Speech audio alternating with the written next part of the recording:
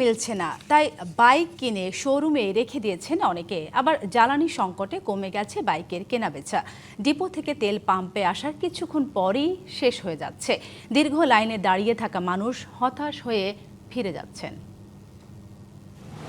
কাজ ঘেরা ঘরে সারি সারি সাজানো নতুন মোটরসাইকেল, মালিকানা বদল হয়েছে, হাত বদল হয়েছে চাবিও, কিন্তু চাকা ঘোরেনি 1 ইঞ্চিও। কারণ শখে সেই নতুন বাহনটিতে ভরার মতো নেই 1 ফোঁটা তেল। এ দৃশ্য পঞ্চগড়ের। ফুয়েল কার্ড ছাড়া তেল না মেলায় নতুন বাইক নিয়ে বিপাকে পড়েছেন বাইকার। তেলের অভাবে শোরুমেই ফেলে রেখে যাচ্ছেন কেনা নতুন বাইক। অনেক শোরুমে বিক্রি হয়নি একটি মোটরসাইকেলও। বর্তমানে তেলের সংকটের কারণে কোনো বেচাকেনা নাই। ঈদের পরে এখন পর্যন্ত 10 দিনে মাত্র 2টা গাড়ি বেচছি আমরা। কালকে কাস্টমার আমাদের কাছে ক্যাশ টাকা নিয়ে আসছে, বাট এই তেলের কারণে কালকে টাকা নিয়ে ঘুরে চলে গেছে।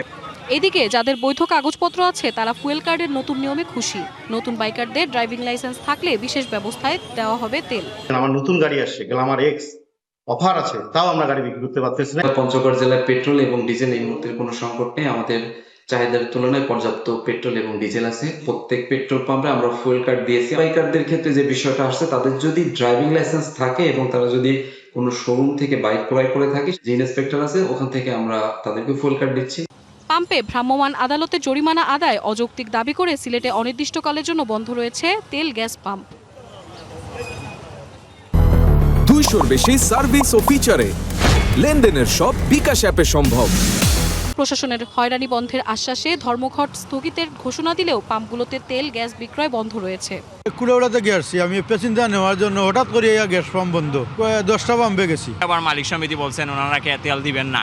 চাহিদা বাড়ছে, অন্যদিকে কমছে ডিপো থেকে তেল সরবরাহের পরিমাণ। ডিপো থেকে আসার কয়েক ঘন্টার মধ্যেই শেষ হয়ে যাচ্ছে তেল।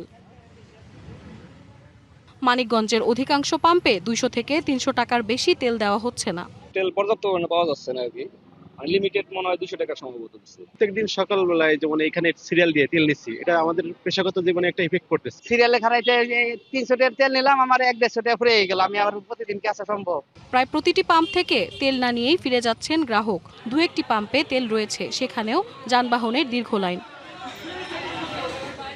শাহওয়াজিহা রহমান, ডিবিসি নিউজ ডেস্ক।